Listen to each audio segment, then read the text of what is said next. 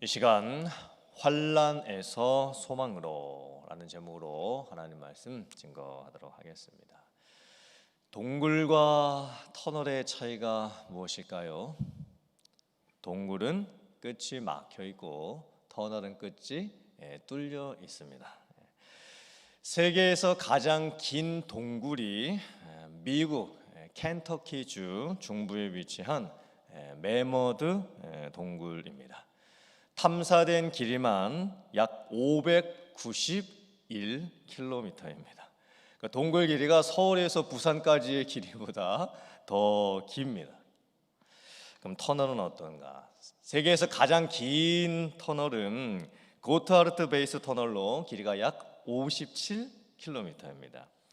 세계에서 가장 긴 도로로 된 터널은 레르달 터널로 길이가 약 24.5km입니다. 또 세계에서 이 해저 터널이 가장 긴 터널은 채널 터널인데 39km 정도 된다고 합니다. 동굴이 터널보다 훨씬 깁니다. 동굴이 터널보다 약 한 10배는 깁니다. 그리고 동굴은 탐험과 또 관심을 갖고 또 관광을 하기도 합니다. 근데 동굴은 궁극적으로는 소망이 없습니다. 왜냐하면 끝이 막혀 있기 때문에 그럽니다.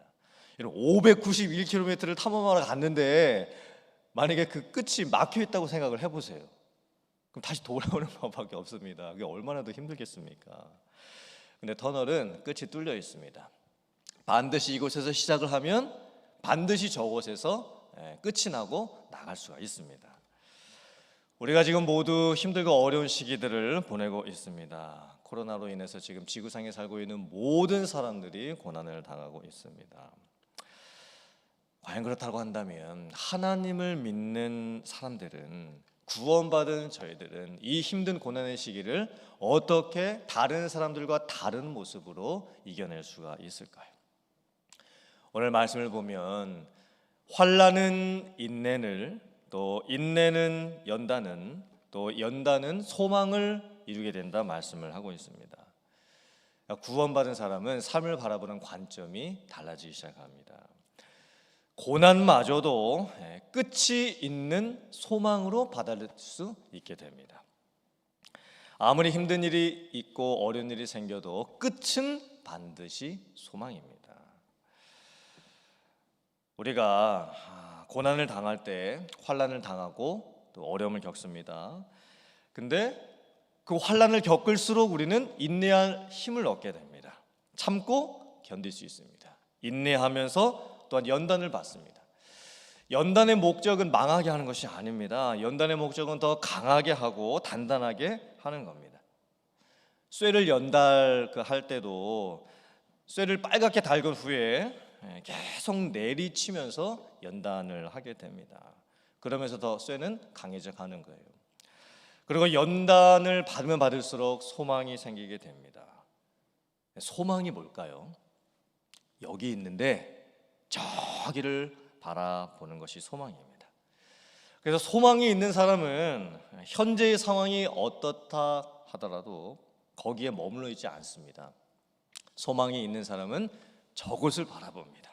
그곳을 바라보고 소망이 있는 사람은 반드시 그 고난을 통과해서 그곳까지 가게 되어 있습니다. 반드시 이곳에서 저곳으로 옮겨지게 되어 있습니다. 우리가 어떻게 환난에서 소망까지 갈 수 있는 삶을 살 수가 있을까요? 어떻게 우리들이 그렇게 변화된 삶을 살 수가 있을까요? 사람이 언제 궁극적으로 바뀔 수 있는가? 사랑을 받을 때입니다. 사람은 자기 자신이 사랑을 받고 있다라고 느낄 때에 자기 자신의 존재 가치를 발견하게 되는 것입니다. 사랑받지 못하는 사람들의 모습을 가만히 보시길 바랍니다. 세상에서 죄를 짓고 또 감옥에 가는 사람들의 모습을 가만히 살펴보면 한결같이 사랑을 받지 못한 사람들이 많이 있습니다. 또 어렸을 때 문제를 일으키는 비행 청소년들을 보면 다 부모님한테서 사랑받지 못하고 자란 학생들이 많습니다. 우울한 가정에서 자란 학생들이 비행 청소년이 될 확률이 높은 겁니다. 사랑을 받지 못하고 살게 되면 결핍증이 나타나게 됩니다. 사랑을 받지 못했으니까 사랑을 주는 법도 알지를 못합니다. 다른 사람들이 나에게 무엇인가를 뺏어갈까 봐 늘 두려워합니다. 인정받지 못하고 살다 보니까 늘 소외되어 있고 또 고립감을 많이 느끼고 살아가고 있습니다. 사랑은 사람을 변화시킬 수 있는 능력이 있습니다.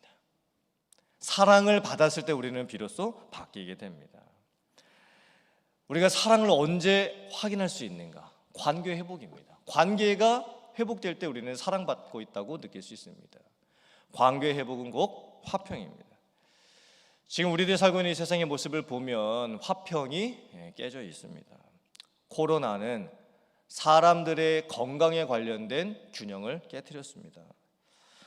또 지금 코로나로 인해서 여러 가지 의료 체계가 붕괴되고 있고 지금 밸런스가 다 깨져가고 있습니다. 부부 간에도 화평이 깨져 있고 부모와 자녀 간에도 화평이 깨져 있고 또 기성세대와 젊은 세대 간에도 화평이 깨져 있고 부한 자와 가난한 자에도 화평이 깨져 있고 높은 자와 낮은 자 사이에도 지금 화평이 깨져 있습니다. 지금 우리들의 주변 상황을 보면 우리들이 살고 있는 세상을 보면 다 깨진 것뿐입니다. 그렇게 화평이 깨져 있는 상태에서는 궁극적인 만족은 없습니다. 궁극적인 기쁨과 감사를 누릴 수가 없는 것입니다. 어떻게 이 화평이 회복될 수 있을까? 우리가 이 회복해야 될 궁극적인 화평은 누구와 누구의 화평인가? 하나님과 죄인 사이의 화평입니다. 사람은 죄의 문제를 해결받아야만, 구원을 받아야만 비로소 참된 인생의 목적을 발견할 수가 있습니다. 구원은 복받고 잘 살고 건강하고 성공하고 내가 하는 일이 모든 것들이 다 잘 되고 만사형통의 삶을 사는 것이 아닙니다. 구원은 깨어진 관계의 회복입니다. 하나님과의 화평을 누리는 것입니다. 하나님의 사랑은 참 놀라운 사랑입니다. 하나님의 사랑은 말로 표현할 수가 없는 사랑입니다. 우리가 아직 죄인 되었을 때에 그리스도께서 우리를 위하여 죽으심으로 하나님께서 우리에 대한 자기의 사랑을 확증해 주셨습니다. 하나님의 사랑은 대가를 치르는 사랑이었습니다. 하나님의 사랑은 독생자 예수 그리스도를 십자가에서 죽이심으로 말미암아 모든 사람의 대가를 치러주시는 사랑이었습니다. 하나님의 사랑은 세상에 존재하지 않았던 사랑이었습니다. 하나님의 사랑은 단 한 번밖에 없는 사랑, 그 누구도 흉내낼 수 없는 사랑입니다. 그래서 하나님의 사랑을 받게 되면 사람은 바뀌게 되어 있습니다. 오늘 성경 말씀을 보면 구원받은 성도가 누리는 축복이 무엇인지에 대해서 말씀을 합니다. 첫째는 의롭다 함을 받은 감격이 생깁니다. 죄 사함을 받은 감사가 생기게 됩니다. 내가 은혜에 들어감을 얻었다라고 하는 고백이 생기게 됩니다. 하나님이 나를 사랑하신다니, 하나님이 어떻게 나 같은 자를 사랑하신다니, 나는 구원받을 만한 가치도 없고 내가 하나님께 인정받을 만한 어떤 공로를 내세운 것도 없는데 하나님께서 그런 나를 아무것도 보지 아니하시고 예수님을 믿는 그 믿음 하나로 나를 구원하시고 나를 사랑하신다니, 그 하나님의 사랑을 보면서 우리는 벅찬 하나님의 사랑을 느낍니다. 큰 하나님의 사랑을 깨닫게 됩니다. 그리고 그 넘치는 하나님의 사랑을 경험하면서 우리는 고난 가운데에서도 그 고난이 내게 유익이 된다라고 고백하면서 살아가게 되는 것입니다. 또한 구원받은 성도들은 하나님의 영광을 바라보고 즐거워하는 삶을 살게 됩니다. 하나님의 영광을 바라보면서 산다라는 것이 무엇일까요? 웨스트민스터 소요리 문답을 보면 첫 번째 질문, 가장 중요한 질문이 이것입니다. 인생의 목적이 무엇인가? 즉 사람은 무엇으로 진정한 만족과 또 즐거움을 얻을 수 있는가 하는 질문입니다. 그 대답은 이렇습니다. 사람의 첫째 되는 목적은 하나님을 영화롭게 하는 것과 하나님을 영원토록 즐거워하는 것입니다. 그러니까 우리가 삶을 살아야 될 목적이 무엇인가? 하나님의 영광을 드러내기 위해서입니다. 그리고 하나님의 그 영광을 드러내는 삶을 살수록 우리에게 말로 할 수 없는 기쁨과 즐거움이 찾아오게 되는 것입니다. 우리가 하나님께 영광을 드린다라는 표현을 많이 사용을 합니다. 영광을 올려드린다. 우리가 어떻게 하나님께 영광을 드릴 수 있을까요? 예배를 통해서, 또 찬양을 통해서, 또 말씀과 기도를 통해서 하나님께 영광을 드릴 수 있겠죠.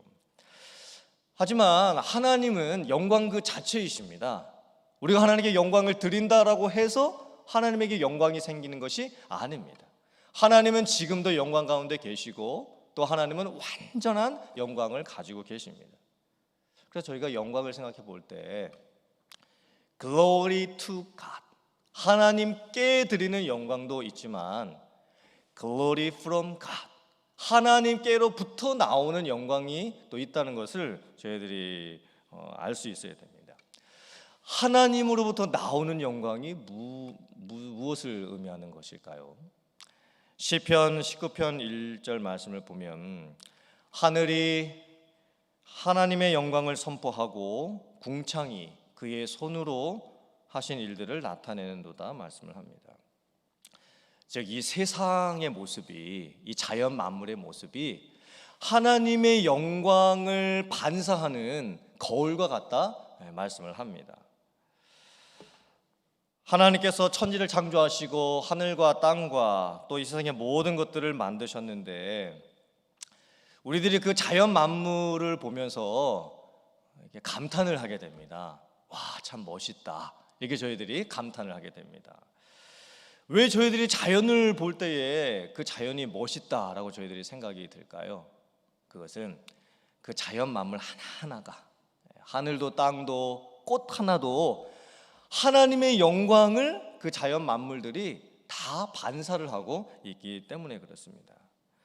그러니까 저희들이 자연을 보면서 멋있다라고 느끼는 것은 우리들의 시각에 비춰지는 그 모습이 멋있어서가 아닙니다. 그 피조물들 하나하나들이 하나님의 영광을 받아서 반사하고 있기 때문에, 하나님의 영광을 드러내고 있기 때문에 저희들이 멋있다라고 하면서 감탄할 수 있게 되는 겁니다.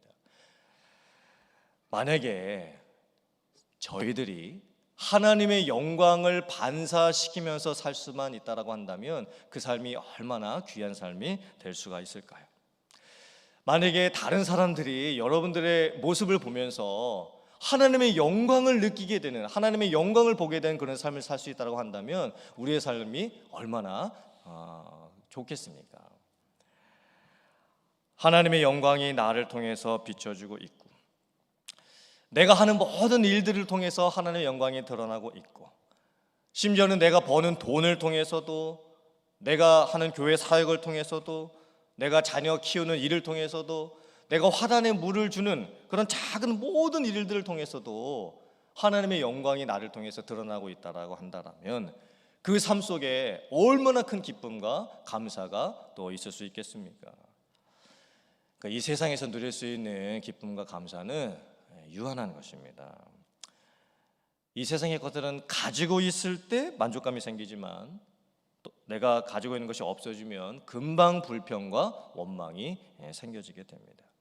하나님의 사랑을 받은 사람, 구원의 감격을 아는 사람, 하나님의 영광을 목적으로 하나님의 영광을 드러내면서 사는 사람은 환난에서 시작하지만 반드시 그 끝은 소망으로 끝나게 될 줄 믿습니다.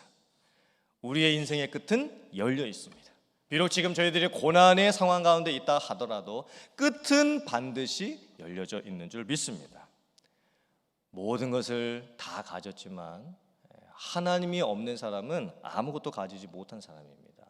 그런데 아무것도 못 가진 것 같지만 하나님을 내가 가지고 있다고 한다면 하나님이 있는 사람은 전부를 가진 사람인 줄 믿습니다.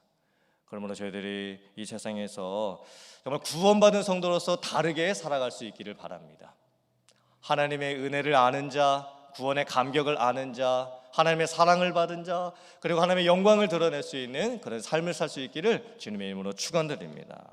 그래서 오늘 이 말씀을 여러분들이 잘 기억하고 묵상하시면서 오늘부터 성도가 누릴 수 있는 참된 기쁨과 감사와 또 영광과 소망이 성도님들의 삶에 넘치시고 충만할 수 있기를 주님의 이름으로 축원합니다. 아멘.